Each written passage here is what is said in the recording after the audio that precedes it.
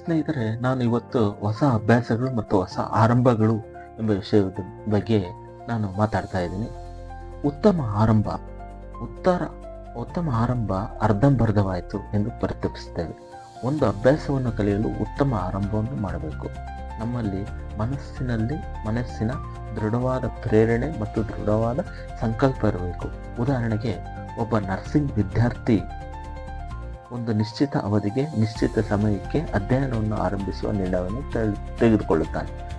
ಅವನು ಈ ಬಗ್ಗೆ ಮೊದಲೇ ನಿರ್ಧರಿಸಬೇಕು ಹಾಗೂ ಮೊದಲ ದಿನದಿಂದಲೇ ಸಂಕೋಚವನ್ನು ಮಾಡಬಾರದು. ಎರಡನೇ ಅಭ್ಯಾಸ, ನಿಯಮಿತ ಅಭ್ಯಾಸ. ಹೊಸ ಅಭ್ಯಾಸಗಳನ್ನು ನಿಯಮಿತವಾಗಿ ಅಭ್ಯಾಸ ಮಾಡುವುದು ಅವಶ್ಯಕ. ನಿಮ್ಮ ಜೀವನದಲ್ಲಿ ಇವು ಒಂದು ದಿನಚರಿಯಾಗಬೇಕು. ಆಗುವವರೆಗೂ ಅಭ್ಯಾಸ ಮಾಡಬೇಕು. ಮುಂದಕ್ಕೆ ಹಾಕುವುದು ಅಥವಾ ತಡೆಯುವುದು ಪಾರಾಗಬೇಕು. ಏಕೆಂದರೆ ಇವು ನಮ್ಮ ಅಭ್ಯಾಸವನ್ನು ದುರ್ಬಲಗೊಳಿಸುತ್ತದೆ. ಉದಾಹರಣೆಗೆ, ಕೆಲವು ಸುಳ್ಳು ನೆಪಗಳನ್ನು ಹೇಳುವುದು ಅಂದರೆ ತಲೆನೋವು, ಆಸಕ್ತಿ ಇಲ್ಲ ಅಥವಾ ಮನಸ್ಸಿಲ್ಲ ಹೇಳಿ ಕಾರ್ಯಗಳನ್ನು ಮುಂದಕ್ಕೆ ಹಾಕುವುದು. ಇವುಗಳಿಂದ ಪಾರಾಗಬೇಕು. ಅಂದರೆ ಈ ರೀತಿ ನಾವು ಮುಂದಕ್ಕೆ ಆಗ್ತಾ ಹೋದರೆ ಅದು ಯಾವುದೂ ಅಭ್ಯಾಸವಾಗಿ ಉಳಿಯಲ್ಲ. ಇದರಿಂದ ನಮ್ಮ ಕೆಲಸ ಕಾರ್ಯಗಳು ನಾವು ಸ್ಟಾರ್ಟ್ ಮಾಡಲ್ಲ. ಏನು ಹೇಳ್ತೀರ, ಫಸ್ಟ್ ಸ್ಟೆಪ್ ಈ ಸ್ಟಾರ್ಟ್. ಅಂದರೆ ಯಾವುದೇ ಒಂದು ಹೆಜ್ಜೆ ಇಡಬೇಕಂದ್ರೆ ಒಂದು ಹೆಜ್ಜೆ ಇಟ್ಟರೆ ಅದು 10 ಹೆಜ್ಜೆ ತಾನಾಗಿ ಮುಂದೆ ಹೋಗುತ್ತೆ ಅಂತ ಹೇಳ್ತಾರೆ ಸ್ನೇಹಿತರೆ. ಅದೇ ರೀತಿ ನಾವು ನಿಯಮಿತ ಅಭ್ಯಾಸವನ್ನು ಸ್ಟಾರ್ಟ್ ಮಾಡಬೇಕು. ಅದರಿಂದ ನಾವು ದುರ್ಬಲ ಕಾರಣಗಳನ್ನು ಹೇಳ್ತಾ ಮುಂದೂಡಬಾರ್ದು ಅನ್ನೋ ಒಂದು ಉದ್ದೇಶ. ಮತ್ತು ಅನುಕೂಲಕರ ವಾತಾವರಣವನ್ನು ನಾವು ನಿರ್ವಹಿಸಬೇಕು.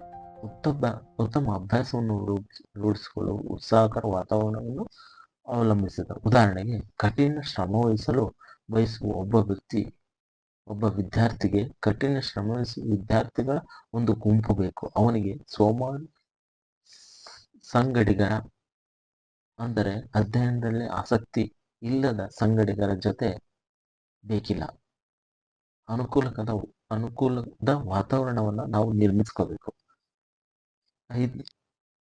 4ನೇದು, ನಿಲ್ಲಬಾರದು. ಒಮ್ಮೆ ಒಂದು ಅಭ್ಯಾಸವನ್ನು ಕಲಿತ ನಂತರ ಅದನ್ನು ಗಟ್ಟಿಗೊಳಿಸುವುದು ಅಗತ್ಯ. ಅದು ಮಜಬೂತಾಗಿ ಬೇರೂರುವರೆಗೂ ಅದು ಮುಂದುವರಿಸಿಕೊಂಡು ಹೋಗಲೇಬೇಕು.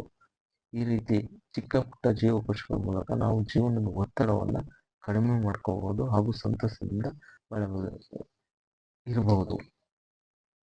ಇದು ಕೇವಲ ಯಾವುದೇ ವಯಸ್ಸಿನ ವ್ಯಕ್ತಿಗಳಿಗೆ ಅಥವಾ ಯಾವುದೇ ಒಂದು ವರ್ಗದ ಜನರಿಗೆ ಅಷ್ಟೇ ಅಲ್ಲ ಸ್ನೇಹಿತರೆ. ಇದು ವಿದ್ಯಾರ್ಥಿಗಳಾಗಿರ್ಬೋದು, ಯುವತಿಯರಾಗಿರ್ಬೋದು, ಯಾವುದೇ ವ್ಯಕ್ತಿ ಕೆಲ್ಸಕ್ಕೆ ಹೋಗೋರಾಗಿರ್ಬೋದು, ಪ್ರತಿಯೊಬ್ಬರು ಅಷ್ಟೇ ಹೊಸ ಅಭ್ಯಾಸಗಳನ್ನ, ಹೊಸ ಆರಂಭಗಳನ್ನ ನಾವು ಮಾಡಬೇಕು. ಇವಾಗ ಎಕ್ಸಾಂಪಲ್ ಹೇಳ್ಬೇಕಂದ್ರೆ, ಒಬ್ಬ ವಿದ್ಯಾರ್ಥಿ ಒಂದು ಕಾಲೇಜಿಗೆ ಹೋಗ್ತಾರೆ. ಕಾಲೇಜಿಗೆ ಹೋಗಿ ನಾಳೆ ಅದು ಖಂಡಿತ ನನಗೆ ಇದೇ ಕಂಪ್ನಿಯಲ್ಲಿ ಕೆಲಸ ಸಿಗುತ್ತೆ ಅಂತ ಮಾಡೋಕ್ಕಾಗಲ್ಲ. ಏಕೆಂದರೆ ನಾವು ಕಾಲೇಜ್ ಹೋಗಿ ಡೆಡಿಕೇಶನ್ನಿಂದ ಶ್ರಮ ವಹಿಸಿ ನಾವು ಓದಿದ್ರೆ ಒಂದಲ್ಲ ಇನ್ನೊಂದು ಕಡೆ ಕೆಲಸ ಸಿಗುತ್ತೆ. ಯಾರು ಅಶ್ಯೂರೆನ್ಸ್ ಕೊಡೋಕ್ಕಾಗಲ್ಲ. ನಮ್ಮ ಶ್ರಮ ಆಗತ್ತೆ. ಅದಕ್ಕೆ ನಾವು ಫಸ್ಟ್ ಸ್ಟೆಪ್, ಮೊದಲ ಹೆಜ್ಜೆ ಅಂತ ಏನು ಹೇಳ್ತೀವಿ, ಆ ಹೆಜ್ಜೆಯನ್ನು ಇಡಬೇಕಾಗುತ್ತೆ ಸ್ನೇಹಿತರೆ. ಧನ್ಯವಾದಗಳು ಸ್ನೇಹಿತರೆ. ನನ್ನ ವಿಡಿಯೋ ನಿಮಗೆ ಇಷ್ಟ ಆಗಿದ್ರೆ ಪ್ಲೀಸ್ ಸಬ್ಸ್ಕ್ರೈಬ್ ಮಾಡಿ, ಶೇರ್ ಮಾಡಿ. ಧನ್ಯವಾದಗಳು. Thank you.